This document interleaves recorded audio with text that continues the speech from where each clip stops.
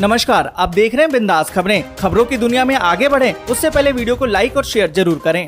और इसी के साथ आज की पहली बड़ी खबर कि पीएम नरेंद्र मोदी आज करेंगे यूपी का दौरा। कई कार्यक्रमों में होंगे शामिल, इन्वेस्टर समिट में भी करेंगे शिरकत। आपको बता दें कि पीएम नरेंद्र मोदी 3 जून को उत्तर प्रदेश के दौरे पर हैं। और आपको बता दें कि पीएम नरेंद्र मोदी इस दौरान यूपी इन्वेस्टर समिट 3 के ग्राउंड ब्रेकिंग समारोह में भी भाग लेंगे। प्रधानमंत्री कार्यालय के अनुसार इस दौरान पीएम कई नई योजनाओं का उद्घाटन भी करेंगे।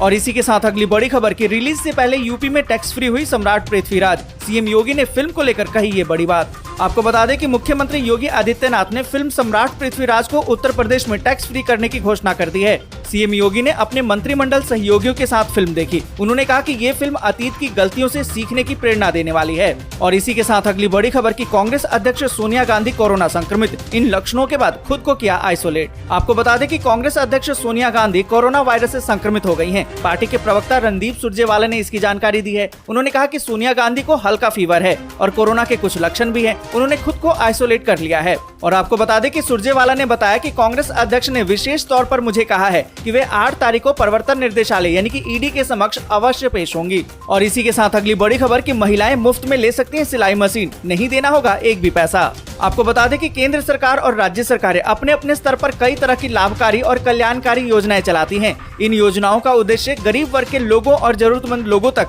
मदद पहुंचाना होता है। इनमें कई तरह की योजनाएं होती हैं। ऐसी ही एक योजना है मुफ्त सिलाई मशीन। इस योजना के तहत सरकार देश के हर राज्य में 50,000 से अधिक महिलाओं को मुफ्त में सिलाई मशीन देती है। आपको बता दें कि गरीब और श्रमिक महिलाओं को आत्मनिर्भर बनाना और उन्हें रोजगार के अवसर प्रदान करने के उद्देश्य से इस योजना को शुरू किया गया था। आपको बता दें कि 20 साल से लेकर 40 साल की उम्र की महिला इसका लाभ ले सकती हैं। और श्रमिक महिलाओं के पति की आय 12,000 रूपए से ज्यादा नहीं होनी चाहिए। जो भी महिला आर्थिक रूप से कमजोर है वो इसकी पात्र हो सकती है। और इसी के साथ अगली बड़ी खबर की सीएम केजरीवाल बोले, अब सिसोदिया को अरेस्ट करने की साजिश, पीएम हमें एक साथ जेल में डाल दें। आपको बता दें कि राजधानी दिल्ली के मुख्यमंत्री अरविंद केजरीवाल ने प्रेस कॉन्फ्रेंस करके केंद्र सरकार पर बड़ा आरोप लगाया है। उनका आरोप है कि स्वास्थ्य मंत्री सत्येंद्र जैन के बाद अब मनीष सिसोदिया को झूठे केस में फंसाकर गिरफ्तार करने की साजिश रची जा रही है।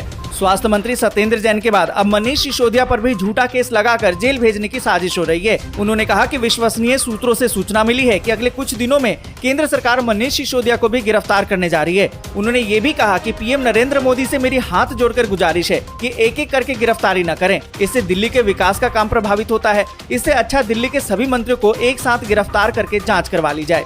और इसी के साथ अगली बड़ी खबर की एसबीआई से होम लोन लेना हुआ महंगा, अब 7.05% पर मिलेगा लोन। आपको बता दें कि अगर आप स्टेट बैंक ऑफ इंडिया यानी कि एसबीआई से होम लोन लेने की सोच रहे हैं तो अब आपको इस पर ज्यादा ब्याज चुकाना होगा। बैंक ने होम लोन की ब्याज दर को 6.65 से बढ़ाकर इसे अब 7.05% कर दिया है। यानी अब आपको एसबीआई से होम लोन कम से कम 7.05% पर मिलेगा। और नई ब्याज दरें 1 जून से लागू भी हो गई हैं। और इसी के साथ अगली बड़ी खबर कि स्टेशन छूटने की चिंता से दूर, अब पैसेंजर निश्चिंत होकर ट्रेन में सो सकेंगे। रेलवे ने शुरू की है वेकअप अलर्ट की सुविधा। आपको बता दें कि स्टेशन छूटने की चिंता से दूर अब यात्री निश्चिंत होकर ट्रेन में सो सकेंगे। लंबी दूरी वाले यात्रियों के लिए रेलवे ने वेकअप अलर्ट सुविधा की शुरुआत कर दी है। इसके तहत डेस्टिनेशन स्टेशन आने से 20 मिनट पहले अब यात्री को इसकी जानकारी दी जाएगी। भारतीय रेल ने अपने यात्रियों की सेवाओं में एक और इजाफा करते हुए डेस्टिनेशन अलर्ट वेकअप अलार्म की सुविधा शुरू की है। कई बार यात्रा के समय नींद में या फिर किसी वजह से यात्री का स्टेशन पीछे छूट जाता है या फिर जंप हो जाता है। और इसी के साथ अगली बड़ी खबर कि प्रधानमंत्री बीमा सुरक्षा योजना के तहत अब 1.5 रुपए महीने में मिलेगा 2 लाख रुपए का इंश्योरेंस। आपको बता दें कि केंद्र सरकार ने 1 जून से प्रधानमंत्री सुरक्षा बीमा योजना का प्रीमियम बढ़ा दिया है। अब आपको प्रधानमंत्री सुरक्षा बीमा योजना के लिए वार्षिक प्रीमियम 12 रुपए से बढ़ाकर 20 रुपए कर दिया गया है।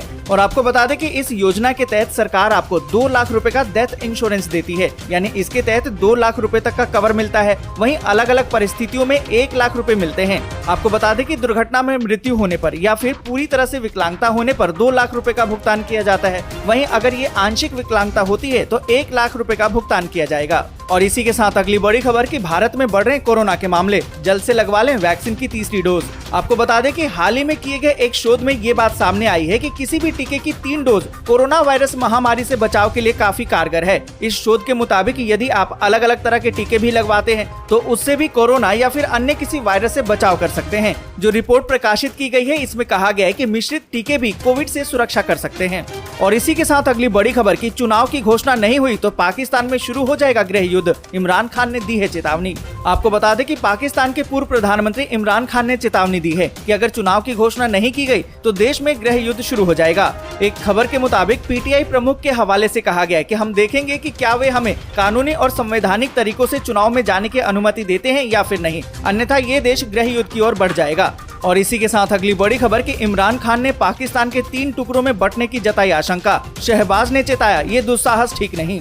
आपको बता दें कि इमरान खान की तरफ से पाकिस्तान को 3 टुकड़ों में विभाजित होने की आशंका जताए जाने पर सियासत गर्मा गई है। इस बयान पर तीखी प्रतिक्रिया व्यक्त करते हुए प्रधानमंत्री शहबाज शरीफ ने कहा कि इमरान खान सार्वजनिक पद के लिए अयोग्य हैं। शहबाज शरीफ ने इमरान पर देश के खिलाफ खुली धमकी देने का आरोप लगाया। साथ ही इमरान को पाकिस्तान के विभाजन के बारे में ऐसी बात करने को लेकर चेतावनी दी है। आपको बता दें कि प्रधानमंत्री शहबाज शरीफ ने ट्वीट करके कहा है कि जब मैं तुर्की में समझौते पे हस्ताक्षर कर रहा था, इमरान देश के खिलाफ खुली धमकियां दे रहे थे। और इसी के साथ अगली बड़ी खबर कि रूस की चेतावनी से अमेरिका घबराया, यूक्रेन को रॉकेट सिस्टम देने से किया मना। आपको बता दें कि रूस और यूक्रेन के बीच में जंग अभी भी जारी है। इस बीच रूस को अलग थलग करने के लिए अमेरिकी प्रयास भी अप्रभावी साबित नहीं हो रहा है। वहीं रूस की यूरोपीय देशों और अमेरिका को ये चेतावनी देना कि वो यूक्रेन को हथियारों की मदद न करे, इससे अमेरिका भी घबरा गया है। यही कारण है कि यूक्रेन ने जब अमेरिका से घातक अमेरिकी हथियार मांगे तो अमेरिका ने जेलेंस्की को मना कर दिया। आपको बता दें कि रूस यूक्रेन के बीच में 95 दिन का युद्ध बीत चुका है और इस बीच अमेरिका के राष्ट्रपति जो बाइडेन ने यूक्रेन के राष्ट्रपति जेलेंस्की को बड़ा झटका दिया है। अमेरिका ने यूक्रेन को लंबी दूरी तक मार करने वाले रॉकेट सिस्टम देने का वादा किया था, लेकिन अमेरिकी राष्ट्रपति जो बाइडेन अब इससे इनकार कर रहे हैं। और इसी के साथ अगली बड़ी खबर कि युद्ध में अब तक यूक्रेन के 243 बच्चों की मौत, 2 लाख बच्चों को किडनैप करके रूस भेजा गया। आपको बता दें कि रूस यूक्रेन युद्ध के 100 दिन बीत चुके हैं, लेकिन अभी तक सुलह की कोई उम्मीद दिखाई नहीं दे रही है। 3 महीने से ज्यादा का वक्त बीत जाने के बावजूद युद्ध किसी भी दिशा में जाता दिखाई नहीं दे रहा है। वहीं रूस हावी होता दिखाई दे रहा है, कहीं यूक्रेन बाजी मारने का दाव करता है। और आपको बता दें कि कभी चमक धमक और रोशनी से पटे रहने वाले शहर अब खंडहर में तब्दील हो चुके हैं। यूक्रेन के राष्ट्रपति वोलोदिमीर जेलेंस्की का दावा है कि युद्ध में अब तक 243 बच्चों की मौत हो चुकी है, जबकि 2 लाख से ज्यादा बच्चों को किडनैप करके रूस भेजा गया है। और इसी के साथ अगली बड़ी खबर कि बदल गया है मौसम का मिजाज, दिल्ली समेत देश के कई हिस्सों में होगी बारिश। आपको बता दें कि राष्ट्रीय राजधानी दिल्ली और एनसीआर में आसमान में बादल छाए हुए हैं। मौसम विभाग के अनुसार दिल्ली एनसीआर में कई हिस्सों में बारिश हो सकती है। आपको बता दें कि दक्षिण पश्चिम मानसून केरल, तमिलनाडु और कर्नाटक के कई हिस्सों में पहुंच चुका है। हालांकि उत्तर भारत के लोगों को साल की पहली मानसून की बारिश के लिए जून के अंत तक का इंतजार करना होगा। आपको बता दें कि मौसम विभाग ने अगले 4 दिनों में उप हिमालय पश्चिम बंगाल में भारी बारिश की भविष्यवाणी की है। मौसम विभाग ने बताया है कि दक्षिण पश्चिम मानसून के आगे बढ़ने के लिए परिस्थितियां अनुकूल हैं। और आपको बता दें कि अगले कुछ दिनों में पश्चिम बंगाल, सिक्किम और उत्तर पूर्व में भारी बारिश के साथ पूर्वोत्तर के राज्यों में भारी बारिश की संभावना बनी हुई है। मौसम विभाग ने अगले 4 दिनों में सिक्किम और पूर्वोत्तर राज्यों में तेज बारिश का अनुमान जताया है। असम, मेघालय और अरुणाचल प्रदेश के कई हिस्सों में बारिश आज के लिए बस यहीं तक। वीडियो आपको अच्छी लगी हो तो लाइक और शेयर जरूर कर दें। अगर अभी तक आपने चैनल को सब्सक्राइब नहीं किया है तो सब्सक्राइब जरूर से कर लें।